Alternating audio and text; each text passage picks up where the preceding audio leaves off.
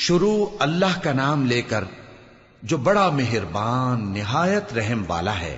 جو چیز آسمانوں میں ہے اور جو چیز زمین میں ہے سب اللہ کی تسبیح کرتی ہے، اسی کی سچی بادشاہی ہے اور اسی کی تعریف ہے، اور وہ ہر چیز پر قادر ہے۔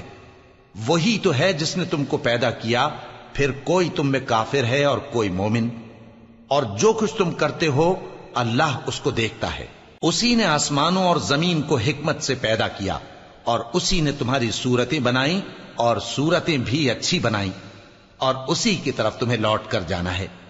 جو کچھ آسمانوں اور زمین میں ہے وہ سب جانتا ہے، اور جو کچھ تم چھپا کر کرتے ہو اور جو کھلم کھلا کرتے ہو اس سے بھی آگاہ ہے، اور اللہ دلوں کے بھیدوں تک سے واقف ہے۔ کیا تم کو ان لوگوں کے حال کی خبر نہیں پہنچی جو پہلے کافر ہوئے تھے؟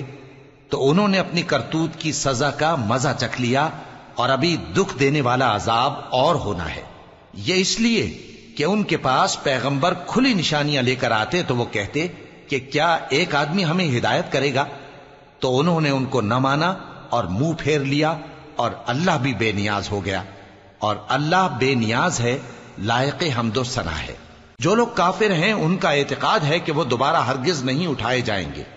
کہہ دو کیوں نہیں؟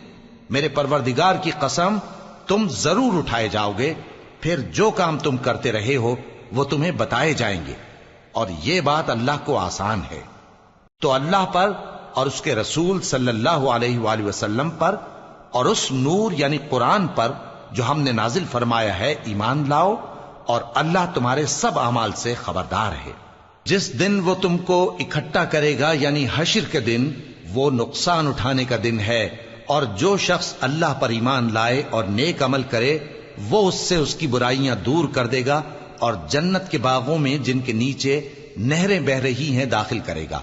وہ ہمیشہ ہمیشہ ان میں رہیں گے، یہی بڑی کامیابی ہے۔ اور جنہوں نے کفر کیا اور ہماری آیتوں کو جھٹلایا وہی اہل دوزخ ہیں کہ ہمیشہ اس میں رہیں گے، اور وہ بری جگہ ہے۔ کوئی مصیبت نازل نہیں ہوتی مگر اللہ کے حکم سے، اور جو شخص اللہ پر ایمان لاتا ہے وہ اس کے دل کو ہدایت دیتا ہے، اور اللہ ہر چیز سے باخبر ہے۔ اور اللہ کی اطاعت کرو اور اس کے رسول کی اطاعت کرو، پس اگر تم منہ پھیر لوگے تو ہمارے پیغمبر کے ذمے تو صرف پیغام کا کھول کھول کر پہنچا دینا ہے۔ اللہ جو معبود برحق ہے اس کے سوا کوئی عبادت کے لائق نہیں، تو مومنوں کو چاہیے کہ اللہ ہی پر بھروسہ رکھیں۔ مومنوں، تمہاری بیویوں اور اولاد میں سے بعض تمہارے دشمن بھی ہیں، سو ان سے بچتے رہو، اور اگر معاف کر دو اور درگزر کرو اور بخش دو تو اللہ بھی بخشنے والا ہے، مہربان ہے۔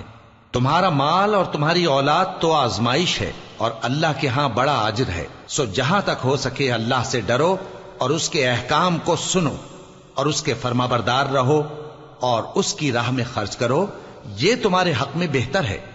اور جو شخص طبیعت کے بخل سے بچایا گیا تو ایسے ہی لوگ راہ پانے والے ہیں۔ اگر تم اللہ کو نیک نیتی سے قرض دو گے تو وہ تم کو اس کا کئی گنا دے گا، اور تمہارے گناہ بھی معاف کر دے گا، اور اللہ قدر شناس ہے، بردبار ہے، پوشیدہ اور ظاہر کا جاننے والا ہے، غالب ہے، حکمت والا